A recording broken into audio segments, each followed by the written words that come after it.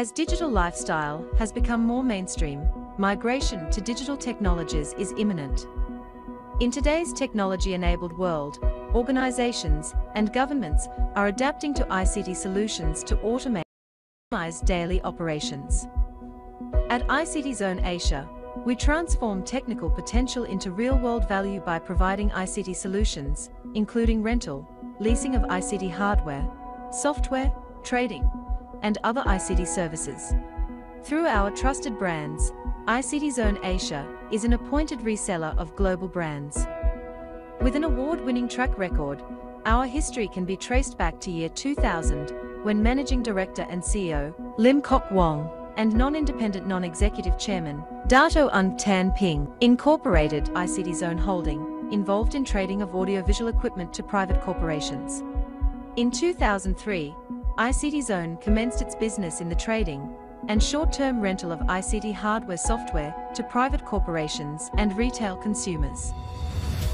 In 2004, we began to secure sales from our channel partners for their onward sale or rental to end-user customers in the government sector. Opportunities in the ICT solution long-term rental business, we began to venture into the business. In order to facilitate this, ICT Zone Ventures was incorporated to establish, manage, and operate ICT Zone Ventures scheme in 2011. The ICT Zone Ventures scheme provided us with the capital to finance and support our long-term rental of ICT solutions business. In the same year, we began making inroads into the government sector. Some of our channel partners became our strategic partners, which provided us the exclusive rights to finance, supply and deliver ICT solutions to their end-user customers. To date, we have served a myriad of end-user customers secured through our strategic partners within multiple sectors of the government. In February 2020, Computermurah.my was launched to capitalize on our refurbished ICT hardware after the expiry of the leasing and rental contracts. To us, we had done our corporate exercise and transformations, and we had decided to go to the lead market is because we had find that lead market is able for us to be a pre-stage to be a company that are in the equity market, right? So we had looking forward to unlock the value of ICT Zone Asia's, then to provide opportunity to our investor and more public to involve in our business. We are looking forward that we are able to enlarge and size up the company. Our business is in a cash flow outlay business. So sizing up the company is very important for us to able to have more funding. The cumulative investments raised from the ICT Zone Ventures scheme increased from Ringgit Malaysia 2.2 million in their first year to Ringgit Malaysia 34.1 million with 1,047 ICT interest holders as of the 31st of January 2019. Nevertheless, we had maintained annual interim payments amounting to at least 8% of the ICT interests value. Of opportunities within reach, we continue to expand our capabilities with the expansion of our revenue stream by adding to our range of services with device management software and computer security software as a service, cultivating our e-commerce platform, and offering new options for financing ICT solutions through factoring financing. Given the pace of change and how significantly market conditions are shifting, it is essential for ICT Zone Asia to grow along with the industry, and our listing on the lead market of Bursa Malaysia, by way of introduction, will further enhance our group's profile and corporate visibility. As we grow, we are committed to go above and beyond. ICT Zone Asia Berhad, beyond tech and finance. Hello. Hey, Renuka. Welcome everyone. So this is now episode 29 already. That's quite amazing. Karam, Yes. how this has grown and grown. Absolutely. So I'm not going to take too much time except to say that, I volunteered to be the host today because this topic I find is extremely interesting. At Scale Up Malaysia, we've actually invested in quite a few companies that are in the impact space. There's one especially called Earth that does e-waste recycling and things like that. So something that I can talk to ICT Zone later about. But without much ado, I'm going to hand it over to you to introduce the key speakers for today. Yeah, okay, Renuka, thank you. I'm glad we did not have to coerce you like we had to the last time, right? You volunteered. So good. So, and I think just like Renuka, everyone who's attending this session today is obviously hoping they can learn something new, right? Something different, as I am also. I'm very excited. So we've got three panelists from a range of companies. Of course, two are global organizations, Deloitte and Intel. And then you've got one local champion up and coming who is aspiring to at least be a regional company one day. And what we're going to do is we're going to get started with all of them, just giving their introduction, 3-minute, remarks about the topic and a little bit about themselves, so you know who they are. And by the way, when you hear Rajender talk, there may be a slight echo. That's because he's with Intel Asia Pac and he's actually based in India, and he's working from home. All right. So just so you realize there's a slight difference in the sound quality there. But with that now, I'm going to invite our first panelists to come and share their thoughts first. And that's going to be Kamarul from Deloitte. Opening remarks.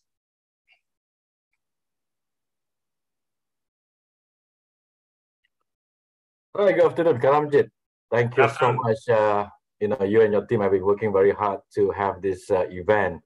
As an introduction, I'm Kamarul Baharin. As mentioned by Karamjit, I'm from Deloitte, Deloitte, Malaysia. Now, I'm showing you a slide that is something that relates to me very, very much, because for the last 25 years, I've been doing financial audit, statutory audit. I know a lot of people don't like auditors, but that's what I do for a living. For 25 years. And then, I moved into advisory like 2 years ago during the pandemic. Okay. And part of the work is actually looking at integrated reporting. So I'm not sure. I mean, if you have heard about integrated reporting, it's a new way of preparing annual report that to show it more integrated and have interconnectivity and all those things. So I got involved with that because in the corporate reporting world as well. I mean, a lot of work in terms of corporate reporting fell on the lap of the CFO. So because of my work as auditors dealing with the CFOs, and then they're talking about reporting, I help them with the reporting. I've built, knowledge and capabilities around integrated reporting, and it goes into sustainability reporting. And as part of the work as auditors, I was also involved in sustainability reporting assurance, meaning that, those companies that publish their sustainability reporting, started to realize a couple of years back, we need to have this assured because, just like financial statement reporting, always have an auditor's report. We want our sustainability reporting to have kind of auditors giving an assurance. So that's actually the start of my journey into, the whole thing about sustainability. And one of the things that caught my attention is about the Malaysia commitment in terms of carbon reduction, because it relates so much on climate change actually. And the climate is actually affected by carbon. We are in a carbon economy. We burn a lot of things and release the carbon into the atmosphere. So these three things actually caught my attention, because a lot of things that I'm doing right now is actually, you can trace it back to this commitment that has been made by Malaysian government, which is a 45% of reduction of carbon intensity by 2030 from 2005 level. I mean, I'm not trying to explain this thing, but this is kind of commitment that Malaysia has put his, all the effort that we have right now. And then there's also a commitment of 31% of country electricity to be generated from renewable sources by 2025. And then, I think this is the biggest one, which is carbon neutral nation by 2050, in line with National Transformation Plan 2050. So there's a lot of conversation behind this thing. There's a lot of action that the government has done, just looking at these three things, policy change, initiative and things like that. So we're not going to go into that right now. But that's the thing that I have really, I'm putting myself into, 25 years of doing financial audit. Now suddenly I'm in this world that really hinges upon these three things that we see on the screen. So that's how to describe myself as a start. Over to you back, Karamjit. Okay, yeah. No, thanks for sharing that. Those are three very big commitments Malaysia has made. And I think our credibility, our reputation as a country will depend on us. It's okay to aim high, right? But hopefully, even if we fall short slightly and not by a big number, because then, people are going to say, hey, Malaysia champion in greenwash, and we don't want that. So, okay. Exactly. But anyway, now let's get Tommy on. And Tommy, Tommy's got 3 minutes to give a bit of background about himself. And Tommy's going to spend a bit more time about his company also, because obviously it's a new company. It's not as rich a history as Intel and Deloitte. So just bear in mind why Tommy's intro will be slightly different. Tommy, the screen is yours. Okay, thanks, Karam. So, hi everyone. So, I'm Tommy Lim here, right? I think just now you had seen the video. ICT Zone had been started the business in 2000. That is where I am. Starting involved in IT have been 23 years, right? Revolving from AV, from retail, and come to the leasing. And today, in fact, we have been so excited. A part of our business is actually able to contribute into the sustainability, right? So this is where we are here, right? Next, please. So a little bit deep in summary of ICT Zone here, all right? So we have been all the while in financing, renting, and managed services. And in the past 3-4 years ago, we had been actually having a chances personally by myself in one of the conference, right, to be invited as a circular economies panel speaker. In fact, during that, although as a panel speaker, I definitely learned a lot. It opened my eyes. And I also realized that ICT Zone had been all the while doing a subscription, leasing, renting. And in fact, we are in the part of circular economy business model, which is, this is a practice, to me, is like a downstream in the economy's circular chart, that we are actually providing and helping the organization company to actually manage and contributing into the sustainability effort, right? And beside on that, ICT Zone is also a very unique company. We had grown from raising the fund from the video that you can see. We had raised funding, and we are the only company currently is hybrid in between a tech and financing company. So we want market to know that ICT Zone is a tech and finance company. And in additionals, by our DAS 360, we have been seeing that we are able to also contribute how by taking financing or subscription of the devices for your day-to-day business operation, how you can also actually be a part of the sustainability. So this is where we see the intersection in between sustainability and technologies, right, Karam? So, and come back next, please. So I would like to share this, that I had seen this circular economy chart, which is a company like Intel, right? HP, Microsoft, even Dell, all the big giant company in the tech industry has already taken a very aggressive move to actually to contribute on how to maintain our earth, more cleaner, right? They have been, as a producer, manufacturers, they have been playing the part of recycling of the waste, e-waste, and things so on to reproduce a new machine. But again, we have also seen in this part of the circular economy, it will not complete if the way of how we are using the devices, right? And the way how we dispose the devices.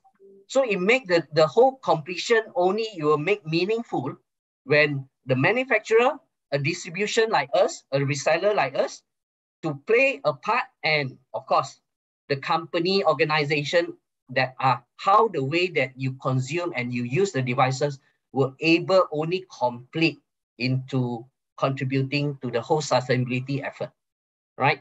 So that's my introductions. Okay, right? Very good. Thank you, and thank you for introducing us to a new word, right? TechFin. It's always fintech. When I saw TechFin, I said, hey, somebody made a mistake with this slide. And then when you explained it, when we were doing our trial run, right? I said, oh, interesting, nice. So that's out of the box thinking. Okay, now, thank you. Let's bring on Rajender from Intel. So it'll be interesting to hear how a giant company and one of the key employers in Malaysia, in Penang, my adopted state of Penang. I say adopted because I was born in a different state, but I grew up in Penang, Rajender. So please share your three minutes with us. Oh, okay, lots of data in this slide here. Yeah, and thanks, Karam. Thanks for all your kind words for Intel. Yeah, I know Intel is a big company. It's a global company, and hence the responsibility is also much, much larger for Intel. As they say, right, with big power comes the big responsibility as well. So we understand that, and that's the reason whatever we do in our operations in terms of our product designs, manufacturing, whether it's in Malaysia, outside Malaysia, sustainability is at the heart of all our operations. And when we define our purpose, right, we say that we are working to enrich the life of every person on the planet, and we aspire to do it in a responsible and an inclusive way. And just want to make sure that we are doing it in a sustainable way by not just enabling us, but by enabling our partners, our customers, our users as well, so that they can also contribute to the sustainability efforts, which is really going on across the globe at this point in time. Right, so from a sustainability perspective, right, we are thriving to achieve that net zero vision. And we do have our statement posted on our webpage, which will give you different timelines when those things are going to be achieved. And then, as I'm saying, we are working with our partners as well, just to make sure that not only the Intel operation, but our customers, when they're using Intel products, are actually contributing to those sustainability efforts. In my next slide, just want to take you through some of the things which we have achieved till date from a sustainability point of view. 28% reductions in scope 1 and scope 2 emissions since 2000. And we are targeting a net zero by 2040. So it's a net zero target which we have taken for 2040 timeline. 30% emission reductions in a supply chain by 2030. And I think the major one is 82% renewable energy used globally, which is a benchmark for any large industry, specifically in the semiconductor for us, right? And we are like number one on that. The nearest is somewhere around below 50% on that part, right? And we have 100% green power in US, Europe, Israel, and Malaysia. So all the power which we are utilizing in these countries are all green power. 7.1 billion gallons of water conserved. And we actually have achieved a net water neutral in 3 countries, which is US, Costa Rica, and India. We are not only giving back all the waters, but we are actually helping these countries to conserve the natural resources which are there, so that it really helps to have the sustainable way of life in these places. Just 5% of total waste went to landfill from Intel operations. And you can visualize the gigantic operations we have across the globe, and just 5% of it goes to the landfill. And just because we did all those things, if you look at Baharin's most sustainable companies list, Intel is number 1 on that list, and it's a huge achievement and a proud moment for us that we have been able to do that in this way with the Intel operations. And these things are just for an Intel operation perspective. From a technology point of view, we are also trying to build certain features, both from a hardware and a software perspective, which allows a company like ICT Zone to manage the power consumption, manage the DAS services which they are providing to their customers in a much more energy efficient way, so that their carbon footprints are also lowered when they're using Intel-based products, right? So all those things is what we are doing. Is if anybody needs to have further information on any of these targets or the stats, they can go and look at a full report, which is publicly available at Intel webpage. So I'll just stop here. By the way, I forgot to mention myself. I'm Rajender. I work as a director for commercial clients based out of here in India, in Delhi. And I'm with Intel for roughly about 20 odd years now, and I've been doing all the technology kind of roles across my tenure.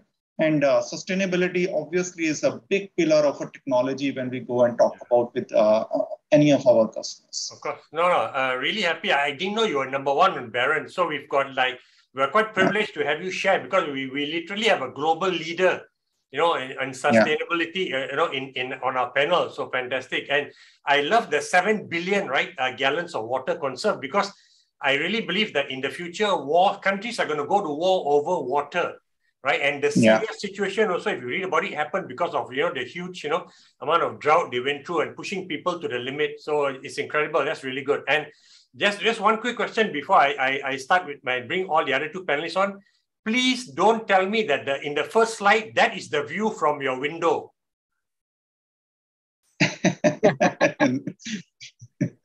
Okay, man, because I want to change jobs, man, if that's the view from your window. Okay, but okay, with that, let's bring on Tommy and Kamarul onto the screen to share the stage, and I'm going to start with my first question. It's the only question for all of you listening that I'm going to ask. After that, everything is questions. We're going to take that. Those of you who've already RSVP'd, post your questions, and those of you who are going to start asking questions now, we will take all your questions. So my first question is related to the very topic of the day. I'll start with you, Kamarul. From your personal and professional perspective, right? Where do you think we are today in this intersection, right, of sustainability and technology? And where do you think we could be 1,000 days from now, which is, of course, 3 years, right? So over to you, Kamarul. Yes, Karamjit, I think I want to give this from my perspective, the way I see it. Before pandemic, a lot of things done. In relation to my job is advising client in terms of the sustainability reporting. It was more like compliance of where companies find things that probably they already have. Putting up the CSR they already have as a social pillars under the ESG in terms of their reporting, taking things that they have done in terms of the governance and report that. They probably have some initiative, small initiative within the firm, within the company, and put it under environment. Actually, all of us, I believe, have started doing this. But interestingly, based on my observation, after the pandemic, people start to see climate change itself is actually a risk. Now people start looking at this and start looking at their strategies, start looking at, again, I mentioned from my introduction, a lot of companies now looking at carbon emission as well. If we look at Intel just now, I think that's one of the priority that they have. A lot of companies in Malaysia started to do that.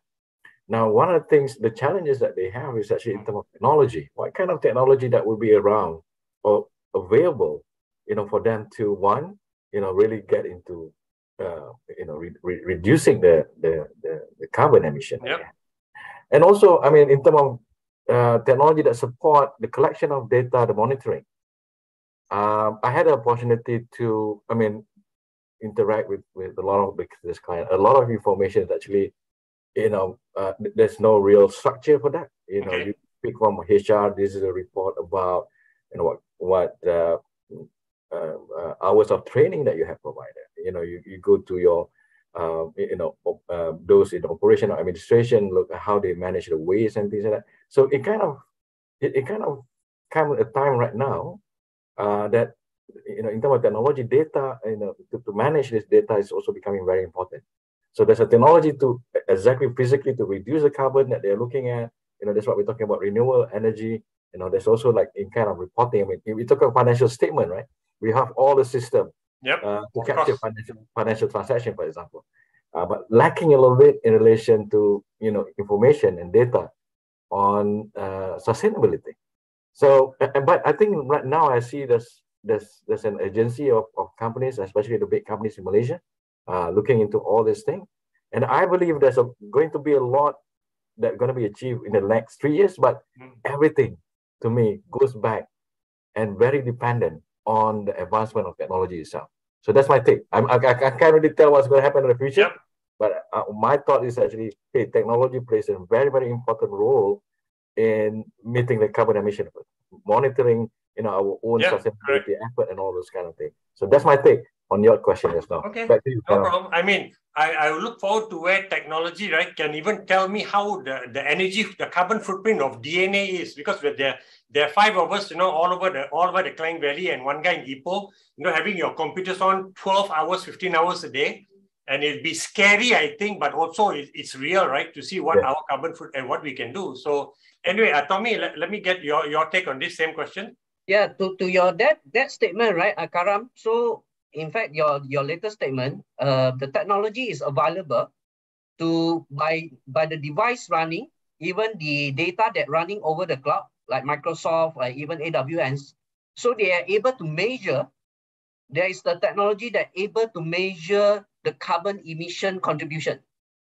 Wow. It is already there, right? So regards to what Kamarul had mentioned just now, I had some other perspective of looking at how technology interception with sustainability and for the coming 3 years, which is 1,000 days. Yeah. Which is I see that I think the way of today technology is allow a lot of organization, company, even individual, to actually contributing into the sustainability effort, which is like a way of cloud computing, right? Digital transformation of the organization, how you do automation, right? So to me, all this practice and the technology way of moving to the technology way of managing the day-to-day operations and things so on, right? Like what we are doing here, device as a service, right? Yeah.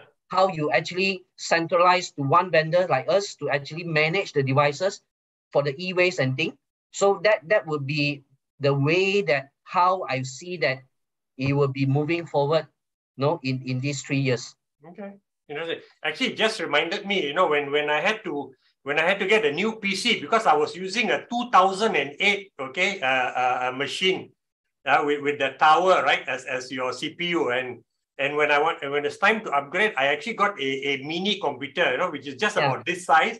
And the reason was because I say I'll use less electricity and of course less clutter on my desktop, but I had an eye to not trying to reduce on a micro aspect, right, my own footprint. So kind of interesting. I made that decision, but now you're saying you have software that allows me to measure how the 5 people in DNA. That's kind of interesting. I will have a chat with you off camera after, so you can send me the link and I'll see how we can integrate this. Is it like Karam, like what Rajender do mention, right? Intel produced those chipsets that have been able to be more longer. Correct. So in fact, today the business model itself is how actually is there a lot of people when use 3 years, 4 years, especially the organization, they will intend to refresh. Yep. The reason is because of the how usable and how secure of that particular devices, right? And people don't really wanted to use a refurbished machine. Is if later on if they broken and thing and spoil, then how you're actually managing it. Okay. So that is all the things lah. Yeah, understood. Okay, good. All right, Rajender, how about you for this question? And then we'll move on to Q&A that as the audience has asked. Yeah, Karan, so my thought is we are really at an inflection point at this point in time, right? From a sustainability perspective, we've been seeing these weather changes happening across the globe, right? Yeah, it's being excessive rain somewhere and flooding at some other points, and summers are just getting longer in some of the countries. So all these things are really getting impacted. Yep. Frankly, when I see my kids, I just think about what kind of a world are we going to leave for these guys to when they grow up, right? So that's what we are thinking right now, and it's all from an operations perspective, from a product perspective. We do have laid out goals from an Intel point of view. I talked about how we have achieved a net water positive in 3 countries, but we can't stop in just 3 countries, right? Our operations are across the globe. Yep. So we are looking to achieve a net water positive by 2030 by saving additional 60 billion gallons of water. Right. And again, I talked about how we have achieved 100% renewable energies in 4 of our operations, but we don't need to stop over there, right? Again, we have to go and expand it across our operations. So we are going to achieve 100% renewable energy across our operations by 2030 timeframe. And I told you how just 5% of our waste went to the landfill. We actually want to bring it to 0, right? We don't even want that 5% to be there. So we are targeting a 0% waste going to the landfill by 2030 timeframe. And these are the 2030 goals, but we go and measure them every yearly, and we go and publish all to see publicly as well what are the different things which we are doing to achieve those targets, right? So that's how we are trying to solve this sustainability. Just in case if anyone doesn't know, Intel share price is not very strong now, but knowing how ESG is a big investment lever now, and knowing what Rajender has shared, you may want to go and decide to take a nibble at it. So this is not giving you stock advice, but I see a clear disparity there. But anyway, coming back to this now, we're going to jump into questions. And we're going to start with Kamarul. Kamarul, I hope nobody asked you, hey, Deloitte is a global company. How has the Deloitte Malaysia carbon footprint been, right, over the last 2 years since you took this portfolio on? Hopefully you don't get that question, but anyway, I'm just being a bit naughty here. Okay, Kamarul, the question for you is from somebody from Ninja Van, assistant manager, and they're asking, it seems like a very basic question, right? How does the organization define sustainability? Over to you. Thanks, Karamjit. That's a great question because when Deloitte globally, which is we are part of Deloitte Global, sure, launched World Climate. I think in financial earlier, I can't remember which year. I mean, I kind of like asking myself at that point of time where I've not get myself into sustainability and all this ESG. I said, why are they focusing on this thing? And it looks like from Deloitte perspective, they have made the choice to look at world climate. That's what they call this program.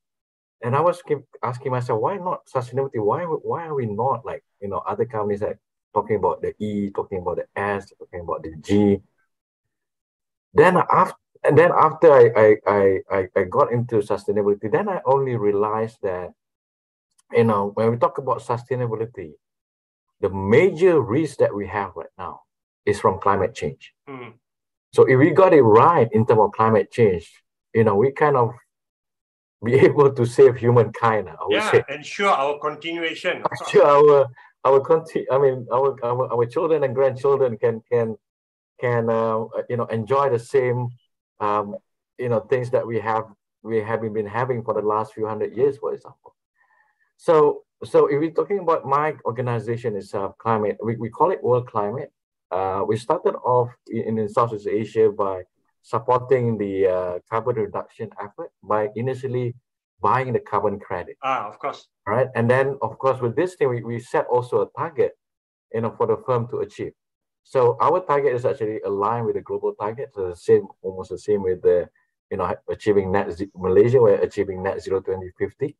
But within that is actually, we have a lot of initiative, a simple initiative like, to make sure that, we consider climate consideration in our decision. Meaning that, for example, traveling. Okay. Try to reduce traveling. I mean, we know it can be done after the. That's one of the things that we support. Say, if we don't have to travel, don't travel, because if you're taking a plane, that's one of the major contributors to greenhouse gas that could affect climate. Initiative that a lot of people are doing, but we take it as well as like we all use laptops, sure, devices and all this thing, digital devices.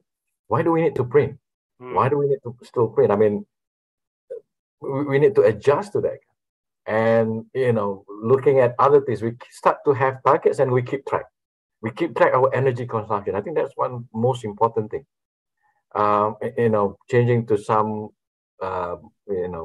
low energy equipment, for example, a photocopier. You've seen this thing, I believe.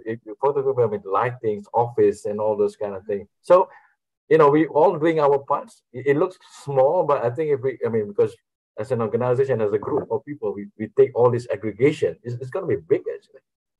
So, in terms of definition, I mentioned just now, we took it another level from another perspective. Is actually we take care of our world, we take care of the environment. That's sustainability. That's going to bring us, Understood. Okay. Thank you. So let's move on to a very also, straightforward, straight to the point, right? Question. Tommy, why is it good? And this is for you, Tommy, right? Yeah. Why is it good for businesses to reduce their carbon footprint? Again, sounds a very basic question, but what's your take on this? So my take on this is, you see, like what Kamarul had mentioned, I mean, our climate is become the main key issue. Like Pakistan recently, that is terrible, right? So we don't want that to be continually happen.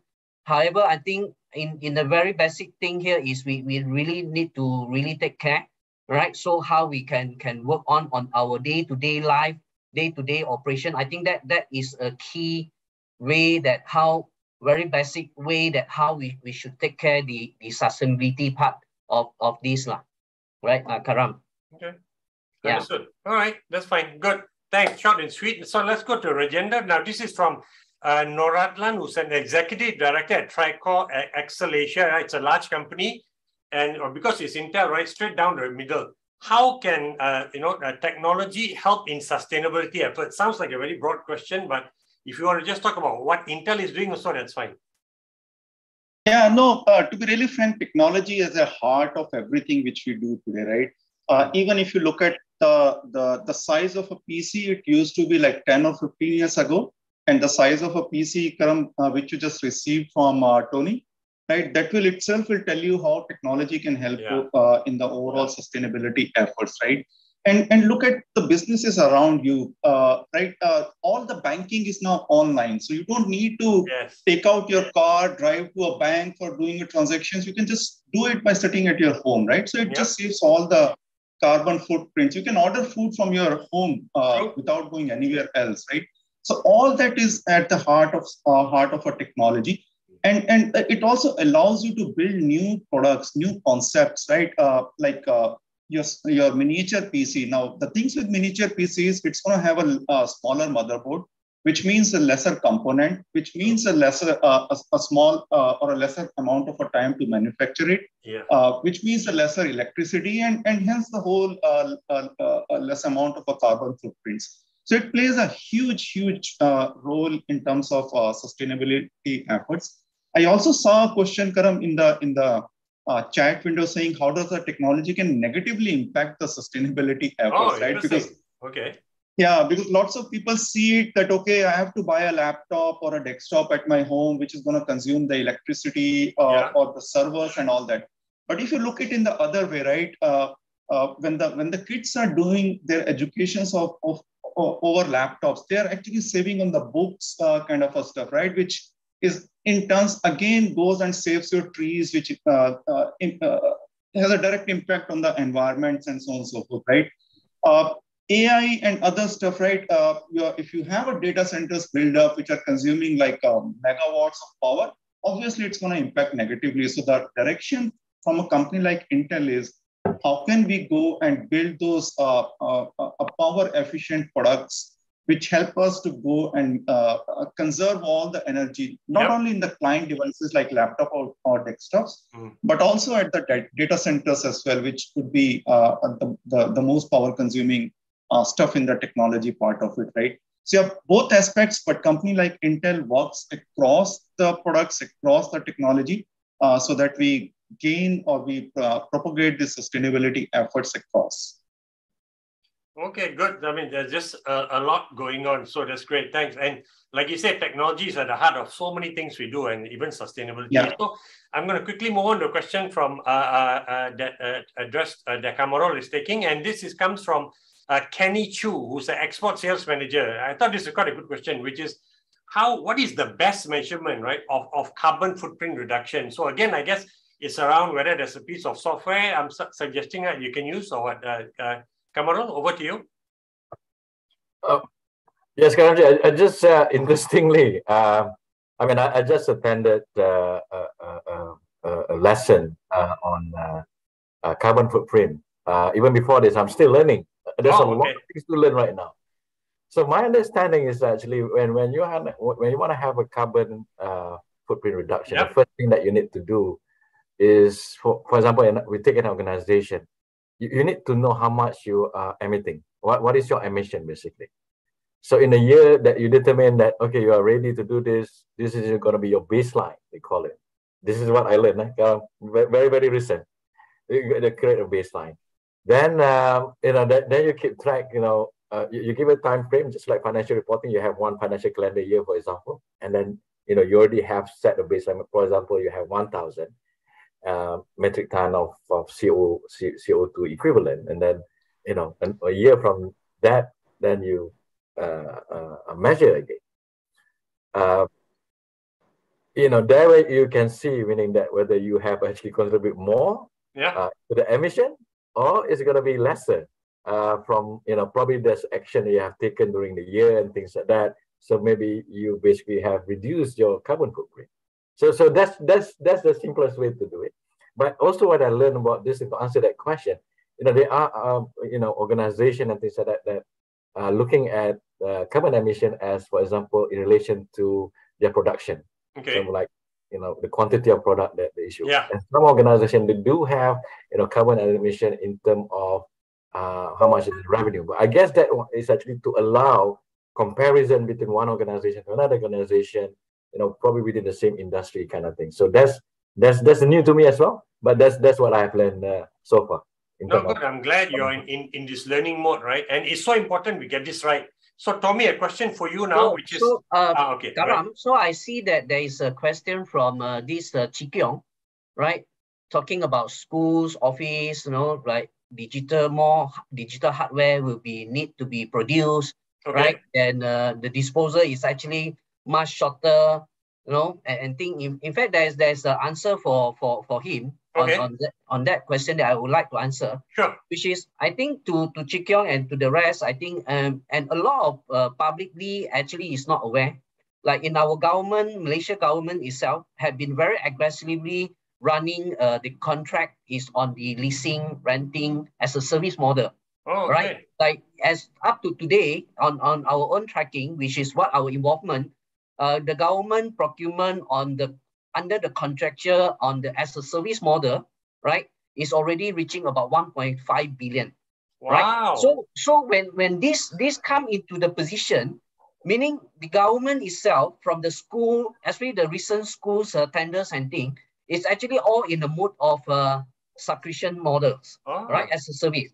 So mean that is at the end, the devices actually come back to the vendors. Sure. And the vendor is working with the principal, with the e-waste vendors to actually how they prolong the usage of the devices, right? So this is already happening. Nice. It's good to know. Fantastic. And in fact, with that also, I'm having a poll to really to have the answer from all the audience here. Okay. So let's run the poll then. How they actually manage the after the life cycle of the old devices. Do you dispose it to the e-waste company? Right? Or you actually do something else? Right? Okay, man. Let's see. Let us see how interesting the data will come out. Okay. While we're waiting for the data, and it should come up quite soon, but there was a question for you also, Tommy, right? Yeah. Oh, okay, it's here. Right. Out of the 18, so 10. So okay, not everyone answering. But I think generally I can see that everyone is still not really in the position on how actually they should be and where they should actually dispose their own technology devices. Right. I think that is the part that we need to do more. Right. Definitely. I think you better type in a 1-800 number now, which they can call, right? And your company can help. By the way, Tommy, the question I was going to ask you was about, right, how can businesses reduce their carbon footprint and contribute to environmental sustainability? So you kind of half answered that. So let me just ask this to you straight at center. Okay, so to me, basically, I think we can have the way how, first thing first, I think it would be how we use the optimized tools and product. So meaning when we choose the technology product or any solutions and things on, like what Rajender had mentioned, right? Intel had been working on with energy saving kind of product and things so on. So we need to know when we choose the technology product like devices and things so on, even our mobile phone. So we need to look into how these devices actually are efficiency in energy and how it contribute to the sustainability. That's number one, right? So number two, what we have been looking on is how you actually limit the e-waste. Okay. Right? So maximize the usage. So if you really don't know where you need to dispose the devices, please donate those good devices to someone else, right, who need it. Right? I think that is also a very simple way how we really contribute to the sustainability, right? So the third one is we will be seeing here is choosing an eco-friendly recycle equipment. Okay. Right? So whereas here is I think a lot of product like today the plastic, right? So that is biodisposal plastic bag, right? Which is it will be auto disposed in few years. So this kind of product and element that we need to see how we are able to pick up at the right point before we consume the devices or consume any technology devices or any product on our day-to-day, right? And the last one that we see that I think with the government initiative, with manufacturing or the producer, I think they have been taking the effort. But again, there is also some of the company of the producer manufacturing are yet into that position. Okay. So we should be actually supporting those companies that are in the sustainability effort, no? And automatically you are creating a culture. You become a culture, yeah. And you become a driven that as a businesses like ICT Zone per se, a company that are having a sustainability effort will getting appropriately and a support by the consumer. So automatically it will drive and encourage those companies that are not practicing a sustainability effort into the team also. Understood. Yeah. I think I had another one listening to you, right? If you're an organization with different departments, the one thing you can do is probably, and it may be a stupid idea, but each department, you measure your carbon footprint, or even if you haven't, right, start from January and at December 31st, see who has used the least electricity, right, power, within that department, and they get a nice Christmas gift, end of the year. So Yes. You start creating friendly competition between the various departments. So who knows, right? There are many things that can be done besides Correct. using technology. Mine is actually not technology, it's behavioral change, right? Simulating internal friendly competition, but who knows? Lots of things to be done. So let me just move on to Rajender now. So it feels like this question is asked by somebody who feels guilty, right? And which is, as an IT company, right? Where do we start? So kind of interesting. So IT company should probably take the lead in doing this, but this person is asking, where do we start as an IT company? So Rajender, what is your advice to them? And I don't think this is a large company, probably somebody from a small, medium company asking this question. My simple advice would be start from anywhere. Any start is better than not starting at all, right? From a sustainability perspective. But I think you can look at your processes, what processes you have within your, I don't know whether you are a manufacturing company or a software seller or a reseller, but you can look at your processes. How can you make it more digitized? Even printing a one paper less is a contribution to the sustainability efforts, right? So having the digitalization within the processes help you to optimize it. Look at the products which you have and see how can you make them more efficient, more smaller, right? And just contribute to that sustainability efforts. At this point in time, I will just take one of the questions which is there on a chat, and it's actually linked to the same question, Karam, which you asked. Somebody is asking, right, is sustainability gonna result in a shrinkage of economy, right? Because you're asking of conserving things and all that. Right? Interesting question. Good question. Okay. Yeah.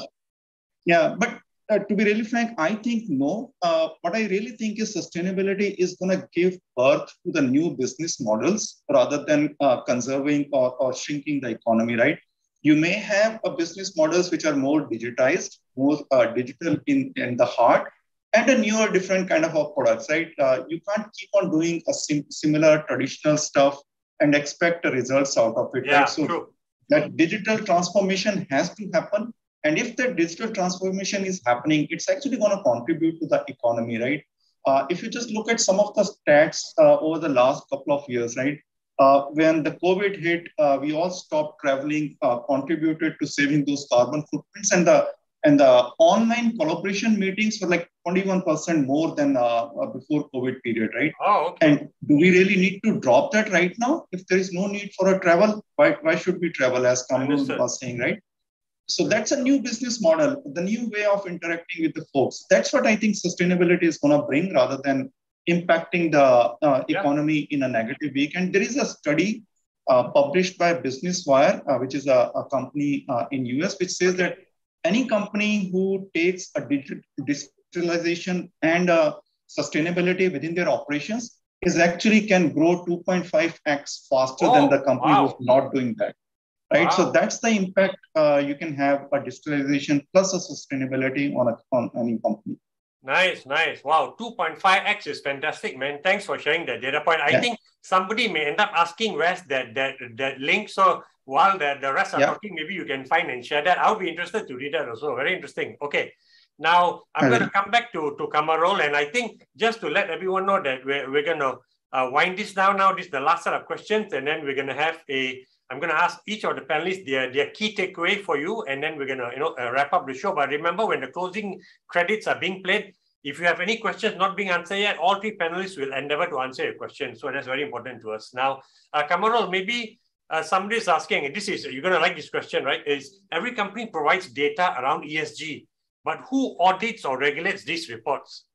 This is a very interesting question. But please keep the answer short because we're running out of time, right? Now, I mean, there's no one auditing that information. I mean, but the market, Bursa Malaysia, that require companies to issue reporting, for example, is moving towards an environment where assurance would be made mandatory. Oh, mandatory, okay. So will be. I mean, it's not mandatory yet at this point in time. A lot of it is actually done voluntarily. But it is going into the direction that, you need someone to audit or get it assured by professional like myself. Thank you for this kind of work.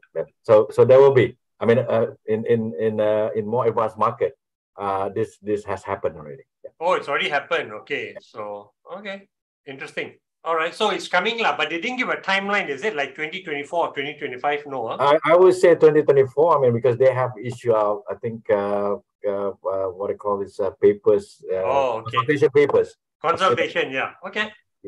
All right. So Tommy, I'll move on to Tommy now. This last question for you. Sorry, were you going to say something, Tommy? No. Okay. Right. So look, how do you approach a sustainable digitization process at the enterprise level?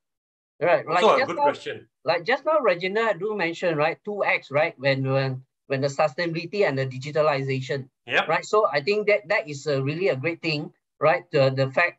So, and I see that the digitalization sustainability process to the enterprise level, it should be very much into a plan, and it's a long-term, right? The approach must be a long-term, consistent. So I think that is very much important to ensure that you were only able to achieve the sustainability digitalization process. Right? So the key here is a long-term way, that is a consistent way. It's a day-to-day kind of practice, you choose the right products, and things, then only you are able to do it. Understood. Okay. I think when I suspect if I start asking, company leaders this question, a lot of them are probably going to say that, hey, Karamjit, we are moving to the cloud, and then you from on-premise to the cloud. So there's a huge savings there. And that will almost be like that's a low-hanging fruit for companies. But obviously, there's a lot more they can do also, as all three of you have talked about. So now let me move on to the last question, Rajender, before I do wrap up. And Kamarul, right, I'll be asking you first about your key takeaway first. But the last question for you, Rajender, is that how does AI, right? The AI comes up in every topic we have in some way or form. So how can AI be harnessed, right, to realize the circular economy? Sounds like a very big question. So I hope you won't take too long to answer this because we're running out of time. No, I'll not. I'll just keep it short. And as you said, Karam, AI is really coming out in every aspect of whatever we are doing today. And same thing is in sustainability also, right? AI can help you to optimize your operations. It can help you to design a smarter cities where you can control everything by sitting centrally. It can help you to design an autonomous vehicles, right, which are running on electricity and so on and so forth. And you don't need a driver assistant, and it will be just much more efficient in its operations than a human operated vehicles. AI can help you to study how the weather is going to be impacted because of whatever we are doing, whether the changes which you are going to bring is going to impact the weathers positively. You can do all those different kind of a modeling by using an AI-based application. So I think AI is going to play a big role as we move forward from an sustainability point of view. And in Intel, it also helps us to optimize the overall processes, right?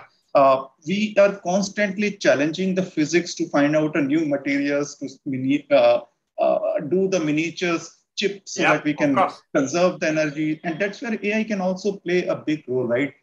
Finding out a new materials, the new way to create those miniature devices and so on and so forth. So I think it's going to be a hugely important technology as we move forward. Wow.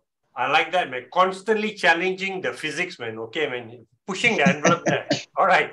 So now the last question is, and thank you all of you for all your questions, right? We absolutely love it over at Top in Tech. Your key takeaway, Kamarul, you start. What is one key takeaway you like our audience today to leave this session with? I think when I saw a lot of questions I couldn't answer, I think a lot of us, have an inquiring mind, keep our awareness up, do our small part, a little bit here and there, certainly help. I mean, that's my takeaway for today. Okay, understood. All right, straight to the point. Tommy, what about for you? So my point here, the key takeaway, everyone should able to contribute the sustainability effort, right?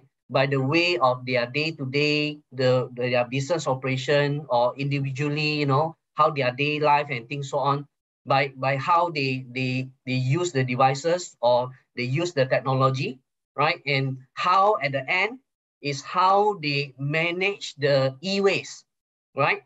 How they do the e-waste management, in the right manners.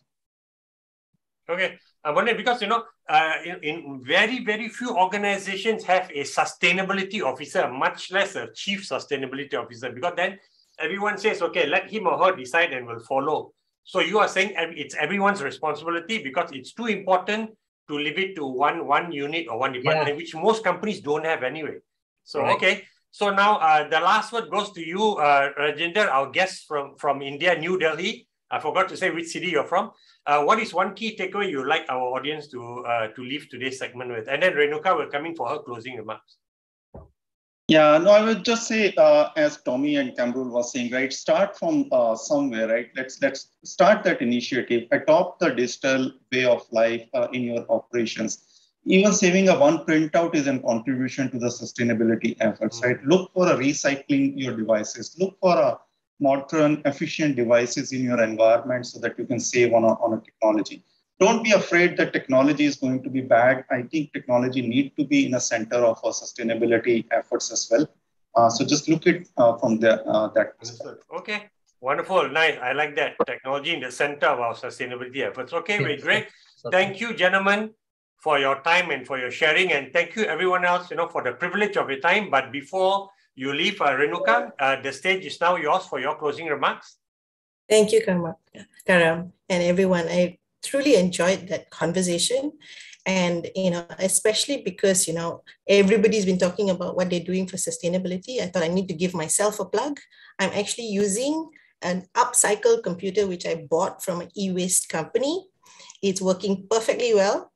And I want to give a plug to that company. It's actually called Earth, ERTH, which is Electronic Recycling Through Heroes. So they not only recycle e-waste, they then upcycle and sell it back to people. They donate it.